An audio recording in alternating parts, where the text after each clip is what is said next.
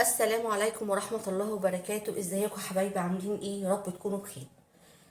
جايين النهاردة ان شاء الله نعمل البصل المخلل. احنا عملنا قبل كده الترشي او المخلل المشكل. النهاردة ان شاء الله هنعمل البصل. دايما لما تحبي تعملي البصل يا حبيبتي تختاري البصلة الصغيرة البيضة اللي لونها ابيض، هي دي بتاعة التخليل. هنعمل ايه؟ انا عندي دور حوالي كيلو وربع من البصل. كيلو وربع من البصل انا جبته كان ب8 جنيه، جبته كيلو وربع ب10 على طول. تمام.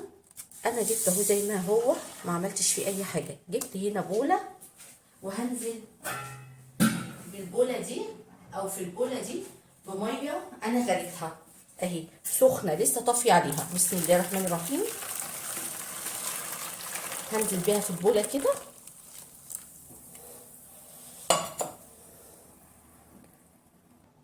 وهبدأ انزل بالبصل في المية اللي انا غليتها دي زي ما هو كده بقشره. وبعدين يا لولو هسيبه قد ايه؟ هسيبه لغاية ما المية تبرد، مش هسيبه يعني مثلا يومين ثلاثة ولا الكلام ده ولا يوم ولا الكلام ده كله. انا هسيبه في المية دي لغاية ما هغطيه، وهسيبه في المية دي لغاية ما احس ان المية بردت خالص. هبدأ بقى اشتغل فيه. عشان كده ما رضيتش احطه في الحله، حطيته في بوله بالشكل ده اهو. هسقطه بقى كده وهغطي عليه لغايه ما الميه تبرد. قعدت بقى ساعه، قعدت ساعتين، مش مشكله.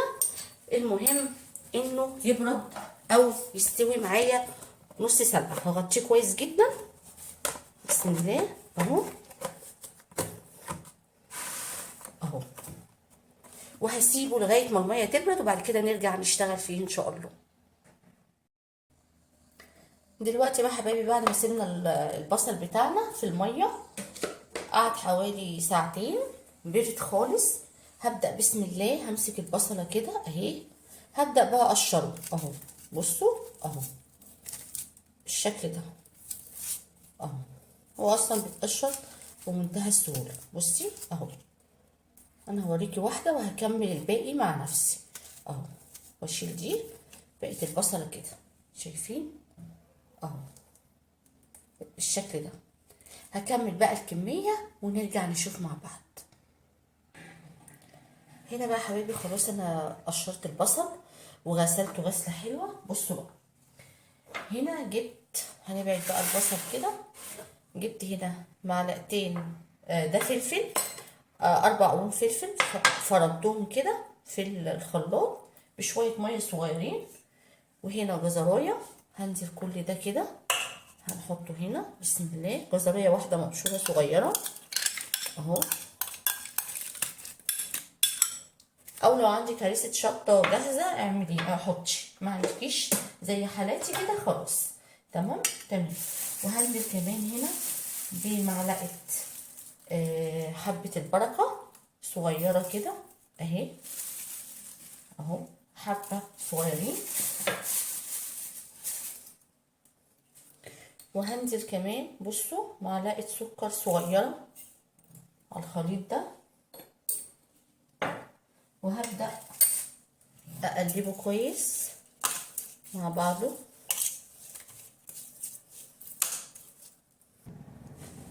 وهبدأ بقى انزل الخليط ده كله كده على البصل،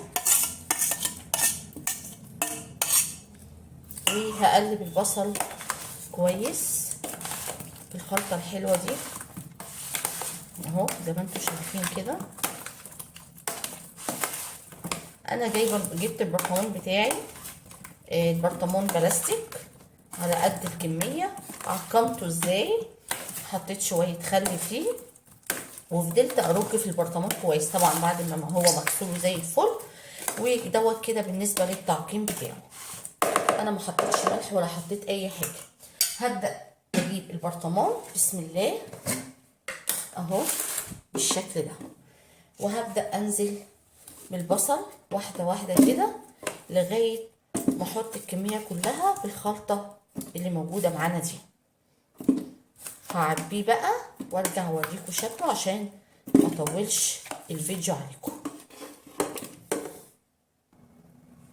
هنا بقى حبايبي خلاص انا خلصت الفلفل اهو البصل. فانا لقيت البرطمان بصراحه ما كفاش، كان قليل شويه البرطمان الكبير عليه يعني، فانا زنقته بقرنين من الفلفل عشان ما يبقاش ايه على سطح الايه البرطمان. تمام. هنا بقى جبت شويه ميه، كل كوبايه ميه عليها معلقه ملح. بسم الله. ادي واحده، اتنين، تلاته.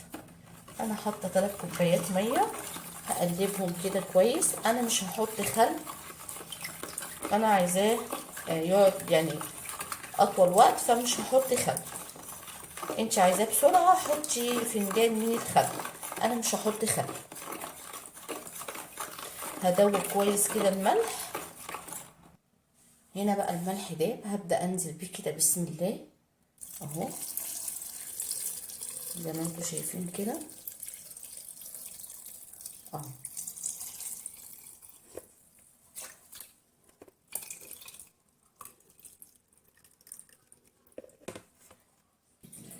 هنا بقى حبايبي خلاص الميه غطيته اهي.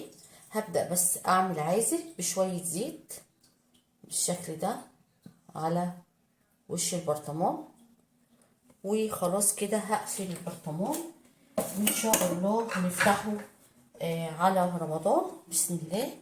احنا كده عملنا شويه مخللات حلوين، عملنا الليمون المعصفر الني، وعملنا الليمون الزيتون سواء عزيزي او تفاحي، بس طبعا احنا عملنا عزيزي عشان رمضان، وعملنا الخيار المشكل اللهم صل على النبي، وعملنا الترش المشكل لفت وجزر وقرنبيط وفلفل. ده النهارده خلاص كده خلصنا اخر حاجه في المخللات بتاعتنا اللي هو البصل المخلل. كده يبقى خلاص خلصنا المخللات بتاعتنا. يا رب يكون الفيديو عجبكم حبايب قلبي، وما تنسوش اللايك والشير والاشتراك في القناه وتفعيل الجرس عشان يوصلك مني كل جديد. والسلام عليكم ورحمه الله وبركاته.